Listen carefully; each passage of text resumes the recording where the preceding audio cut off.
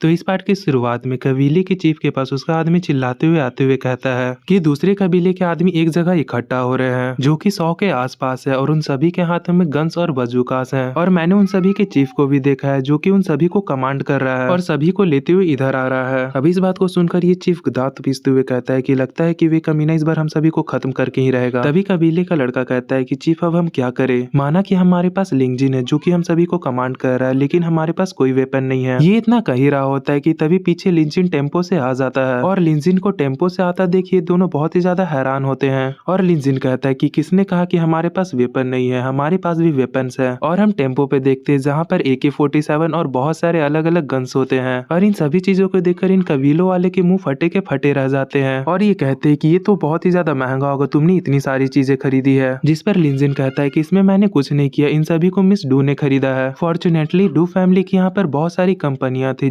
जिसकी वजह से हम यहाँ पर बहुत सारे गन्स को खरीद पाए। और हम देखते हैं कि कबीले के लोग बहुत ही ज्यादा खुश होते हैं और वे नाच रहे होते हैं कि तभी कबीले की चीफ की बेटी डू को आकर किस कर लेती है और बोलती है तुम्हारा बहुत ही ज्यादा शुक्रिया कि तुमने इन सभी चीजों को खरीद कर यहाँ पर लाया। अब डू अपने मन में सोच रही होती है कि ये कितना भोला बन रहा है कि जैसे कि मैंने इसे अपनी मर्जी से किया है। इसने कहा कि अगर मैं यहाँ आके शो देखना चाहती हूँ तो मुझे पैसे देने होंगे और ये सभी चीजें मुझसे जबरदस्ती खरीदवा ली। और हम लिंजिन को देखते जो कि डेविल से स्माइल दे रहा होता है। अब लिंजिन सभी के पास जाते हुए कहता है कि सभी लोग अपने अपने वेपन को उठा लो, मैं यहाँ पे तुम सभी को एक सिंपल इंस्ट्रक्शन दूंगा कि वेपन कैसे यूज करते हैं, बस तुम सब मुझे फॉलो करो। जिस बात को सुनकर ये सभी कहते हैं कि हाँ ठीक है। अब हम दूसरी तरफ देखते हैं कि दूसरे कबीले का चीफ अपनी सभी आदमियों को लेकर इन सभी पर अटैक करने के लिए आ रहा होता है और ये चिल्लाते हुए कह रहा होता है कि सभी लोग तैयार हो जाओ। कि तभी इसका फोन बजता है और ये फोन उठाते हुए कहता है कि हाँ बोलिए क्या काम है। जिस पर दूसरी तरफ से आवाज आती है कि इस बार मुझे निराश मत करना। जिस पर चीफ कहता है कि चिंता मत कीजिए, पिछली बार बस हम हल्का सा लापरवाह हो गए थे, कांदा ट्राइब हमारे सामने कुछ भी नहीं, वे सिर्फ एक पीस ऑफ केक है जिन्हें कि हम यूं ही हरा देंगे और उन पर कब्जा कर लेंगे, इसीलिए हमें लास्ट मौका दीजिए, अगर हम फेल हो जाते हैं तो आप जो सजा देंगे हमें मंजूर है। और ये अपने आदमी से चिल्लाते हुए कहता है कि चलो कांदा ट्राइब के बंदरों को वेपन का स्वाद चखाते हैं। जिस पर इसके आदमी कहते हैं कि हाँ वे बंदर हमारे सामने कुछ भी नहीं है, हम उन्हें भून कर रख देंगे। अब हमें दिखाया जाता है कि ये सब कांदा ट्राइब के गेट के बाहर होते हैं और तेजी से अटैक करने के लिए अंदर जा रहे होते हैं। कि तभी इसका एक बंदा चिल्लाते हुए कहता है कि देखो कोई गेट पर खड़ा है और हम देखते हैं कि वहाँ पर लिंजिन खड़ा होता है। लिंजिन ऊपर से इन्हें देखते हुए कहता है कि हेलो कैंडल फोल्डर्स, कांदा ट्राइब में तुम सभी का स्वागत है। लिंजिन की इतना कहती है उनके पैरों के नीचे एक बहुत ही बड़ा ब्लास्ट होता है